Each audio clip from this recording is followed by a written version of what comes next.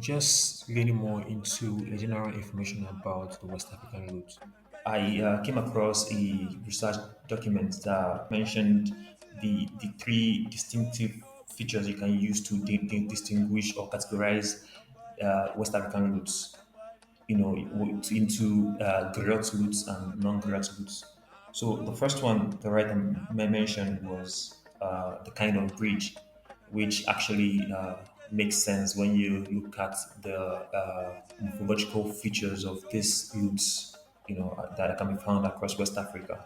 Then the other one is the kind of resonator that is being used, but that it's something I might actually have to disagree with, because when you look at the resonator being used by in instruments by great performance, you can see the calabash being used. You can see wooden resonators that's like a platter being used also. For example, these great performers play the ngoni. The ingoni is not made with calabash, it's actually made with a wood. Kind of looks like a canoe and then a neck. Then you have this gummy that we're talking about that doesn't have any hereditary restrictions, or that you have to come through a particular family or lineage to be able to play the instrument. So these are my points to disagree, distinguishing lutes or categorizing lutes into griots and non-griot lutes using the kind of resonator that can be found on them. But this idea of the kind of bridge being used, let me just explain that concept, and I'll also give examples for us to see that the point is actually very valid. So when you look at what roots found in West Africa, a large chunk of these instruments have somewhat like a V-shaped bridge, and this bridge used to stretch the strings can be put through the cut on the skin that is used to cover the resonator. A typical example is the kora. When you look at the bridge of the kora, it's being fused into a hole on the resonator cover. Another example is the ngoni, which is restricted to that has hereditary. These two instruments has hereditary restrictions. You have to come through a certain lineage to be able to play the instrument. It's been associated with griots, and it's usually found in Sahel and northern Savannah region, the Senegambia region, Mali, Mauritania. Then on the other side, you have instruments or lutes that have something like a rectangular or cylindrical bridge that just sits on the resonator. A typical example is the Gurmi that we're talking about. You can also see that in a contain the molo. These kind of instruments, they never have hereditary restrictions, so it's easier to use this to depict whether this lute is reserved for griots or not. So I think you can also just apply that and see if it also makes sense to you. And also one thing about this non-griots loops.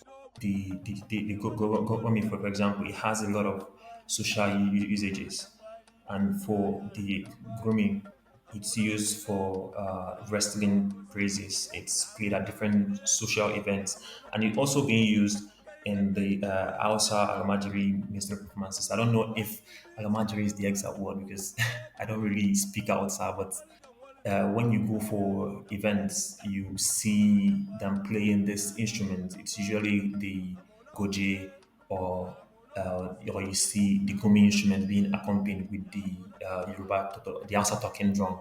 I think it's called the kalangu also.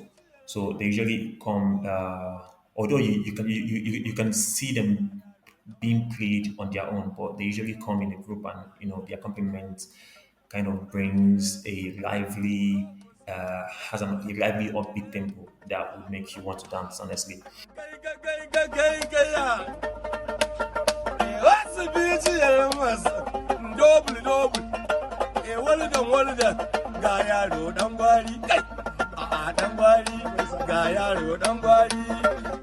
One thing I've noticed with this, which brings me to my first question, because I've been to a lot of events where I've seen these people or these performers playing these instruments, but I've never come across a woman or a lady playing this instrument. So that's just my first question to our guests. Why do you think the instrument is male dominated? I just want to hear your thoughts on this, Emmanuel.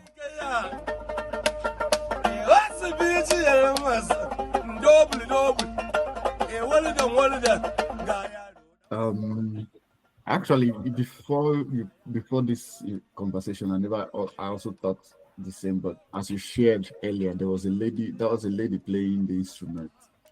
Um, so that's kind of revealing to me that there is even an attempt by a lady to play the instrument. It's always been known to be played by men, and that's, I think, not that I know for sure, but it's just derives from how the society has come to categorize certain things that can be done by certain genders, and male typically will do, because this instrument, for as far as I know, is a lead instrument in the performance, and that leadership position is always occupied by a man.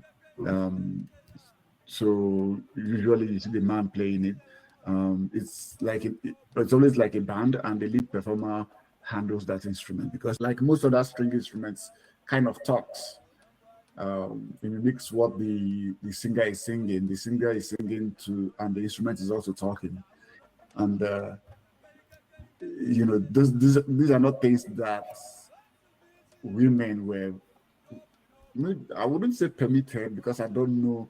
It was just a cultural thing that women just don't do this. But I don't know that if any woman stood up and said, I wanted to be a musician and perform and do this, anybody will stop them. But the culture has just kind of evolved to assign certain roles to certain people. That's what I think explains why there are more men playing this instrument than women. Thank you very much for that answer, Emmanuel. I think I actually have almost the same thought, because just looking at the instruments, there has been no restrictions. Two things I actually believe might be the reason for this dominance, so this male dominance, I would say. One is in the Hausa community, aside the court singers or royal performers, music performers generally, aside this court or royal performers in our society, are not really held in high regard, which might also be the reason why there are so many minstrel performers in events. Using eulogy, I would say, to get compensation from the people they are praising. And the second one is because women are expected to take on other reserved roles in the community or in the family, the society in general, especially in close cultured societies like the Hausas. It kind of gives them less opportunity or option to take interest in playing this kind of instrument. I don't know if that makes sense, but that's just what I personally believe is the reason why we have this male dominance and playing of the instruments. Yeah, no, let's hear your thoughts. Okay. Thank you very much, Kosi, and thank you, Mano. Well, I think one of the things that one must not maybe overlook, because if we can remember when we discussed Inyatiti and we watched the video from Singing Wells, there were comments about it was a taboo because of the sitting position of the women, of the player. They felt it was uncommonly for the woman to sit down like that and actually play the Nyatiti, if you can remember. Yeah, yeah. If you remember when we talked about the Kakaki also, it was played in the courts and it was used to honor the ruling council, the emir, and women naturally are not allowed into those circles. So naturally, why would a woman learn it if she cannot play it? That's another instance. If you can remember also, there are quite a number of instruments that we've talked about that there's a bit of restriction, especially when you come to this lower part of Africa, from west to east down to the south. I think in North Africa, you have a bit more liberality to some extent, because if you look at Stambeli, the women were part of the rites of that spiritual song. If you look at Rai also, we had the female singers, and even one of the first people that broke the back of traditional singing in Algeria then was a lady, I think Rimiti, she's deceased now.